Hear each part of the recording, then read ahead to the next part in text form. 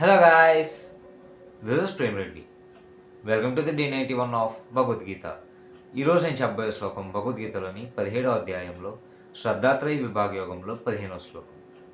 ఈరోజు నేను చెప్పబోయే శ్లోకం వచ్చేసరికి అనుద్వేగకరం వాక్యం సత్యం ప్రిహితం చయత్ స్వాధ్యాయాభ్యాసచ్చైవ వాగ్మయం తప ఉచ్యతే.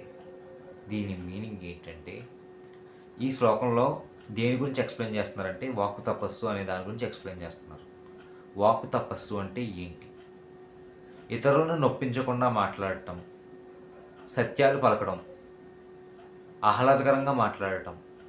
అంటే ఇతరులకు నొప్పించకుండా అంటే మనం మాటల ద్వారా ఇతరులు హర్ట్ అవ్వకూడదు. కొంతమంది దెప్పు పొడుస్తూ ఉంటారు, అటువంటివి కూడా చేయకూడదు. దాన్ని వాక్కు తపస్సు అంటారనమాట.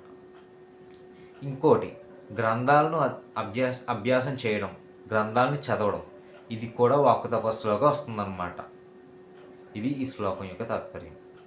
Thank you.